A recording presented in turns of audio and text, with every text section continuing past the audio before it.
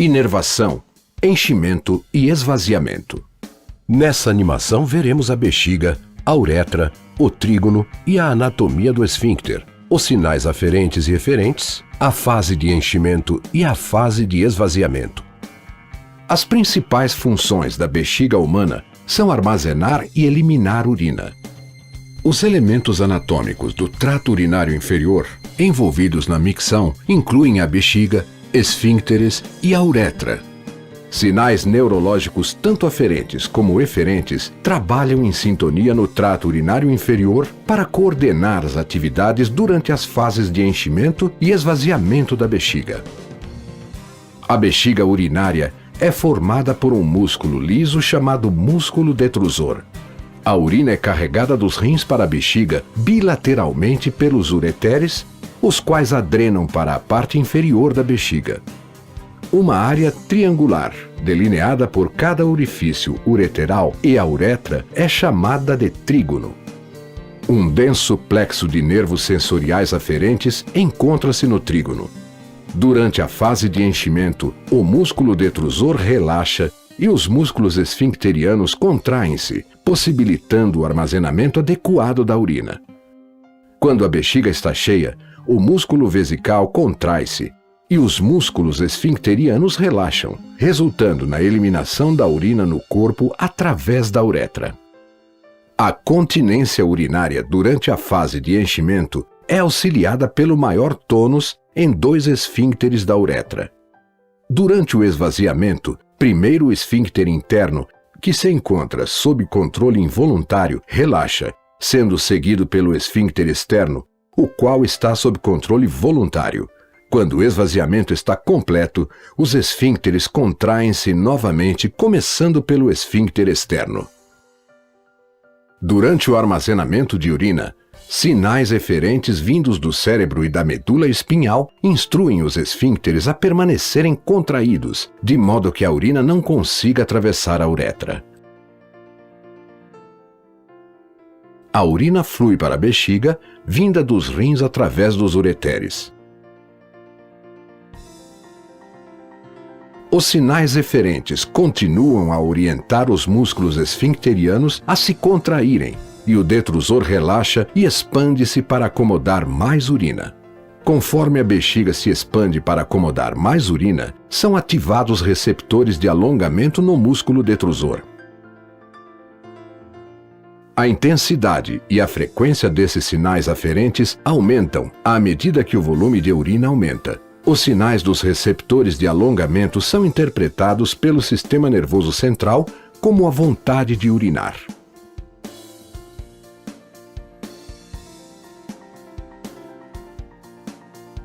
Primeiro, os sinais chegam ao cérebro na região cinza periaqueductal, ou PAG, onde a informação é processada e enviada para o centro pontino da micção, ou CPM. Os principais papéis do CPM e das áreas suprapontinas do cérebro são retardar a micção, inibir contrações prematuras do detrusor e iniciar a eliminação em um momento apropriado. A comunicação entre a bexiga e o cérebro coordena os processos involuntários de armazenamento e eliminação da urina e permite o controle voluntário de quando e onde a pessoa urina.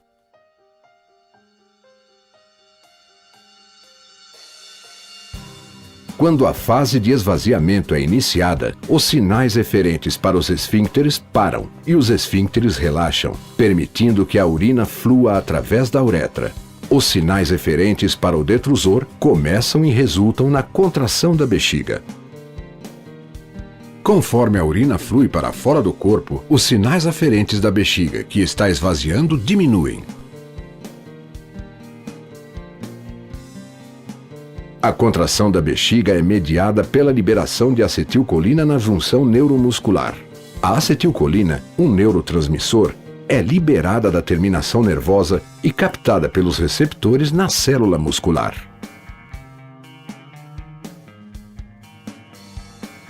Quando o esvaziamento se completa, os sinais eferentes para a bexiga param, juntamente com a contração do detrusor. Os sinais eferentes para os músculos esfincterianos são retomados e os esfíncteres aumentam em tônus. A fase de esvaziamento está completa e a fase de enchimento recomeça.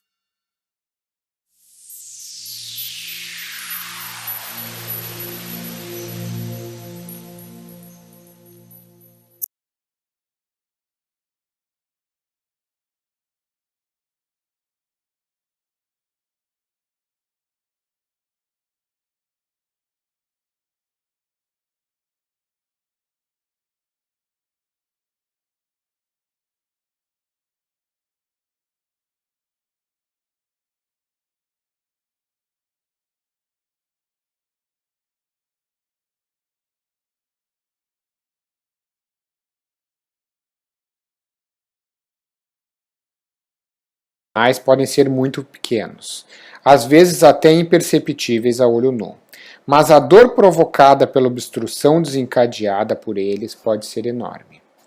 Por dentro dos cálculos renais. Pedras nos rins ou cálculos urinários são grupamentos de cristais ao redor de uma matriz que se desenvolvem nos rins. São classificados de acordo com os cristais específicos que compõem e são agrupados em 5 grandes categorias. Oxalato de cálcio, fosfato de cálcio, estruvita, ácido úrico e cistina. Mas os mais comuns são os formados por oxalato de cálcio. Mas como se formam os cálculos? O primeiro passo é chamado nucleação. Íons tais como cálcio e oxalato, que foram filtrados pelos rins, espontaneamente se agrupam para formar cristais. Isto é chamado de nucleação. Existem 2 tipos de nucleação. Quando cristais de uma mesma composição formam um núcleo, chamamos de nucleação homogênea. Cristais diferentes podem se sobrepor a este núcleo. Quando cristais apresentam material orgânico entre os íons, estes cristais são chamados de nucleação heterogênea. Os cristais formados na nucleação então viajam pelos néfros e geralmente se depositam nas papilas renais. Aqui se dá o segundo passo da formação de cálculos, o crescimento. O agrupamento desses cristais é a terceira etapa, que chamamos de agregação, aonde se formam os cálculos. Os cálculos renais podem produzir ou não a retenção urinária. Uma vez que eles se libertam dos rins, eles podem se transportar pelo sistema urinário e se depositar no ureter. Cálculos pequenos são eliminados espontaneamente na urina. Porém, cálculos maiores podem causar obstruções. Os principais locais de obstrução do ureter e do trato urinário são a junção pielo-ureteral, o cruzamento com os vasos ilíacos e a junção vésico-ureteral. É esta obstrução que acaba provocando a dor e a famosa cólica renal. Nos Estados Unidos, cerca de 13% dos homens e 7% das mulheres apresentarão um episódio de cálculo renal ao longo da vida. Na maioria das vezes, os cálculos são eliminados espontaneamente, não necessitando intervenção cirúrgica, mas muitas vezes essa intervenção se faz necessária.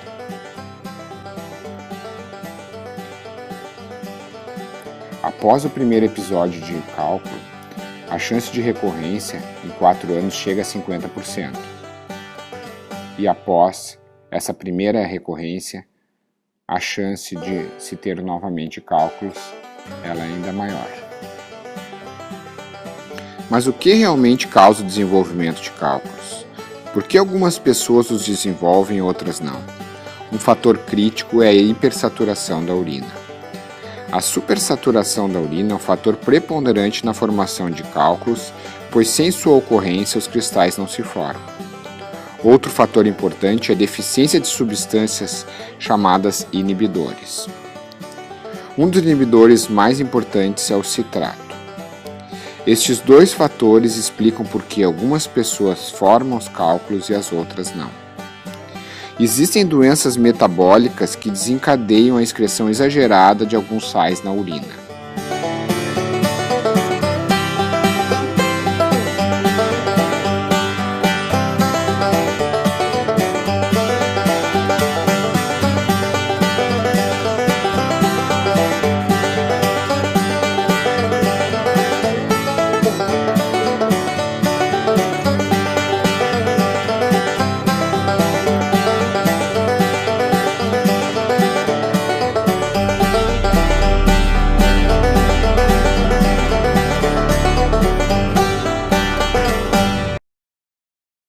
Bem, aqui na hemodiálise, que é uma das unidades da Fundação ProRim, é realizado o tratamento desses pacientes portadores de insuficiência renal crônica, aquele onde houve a falência dos seus rins.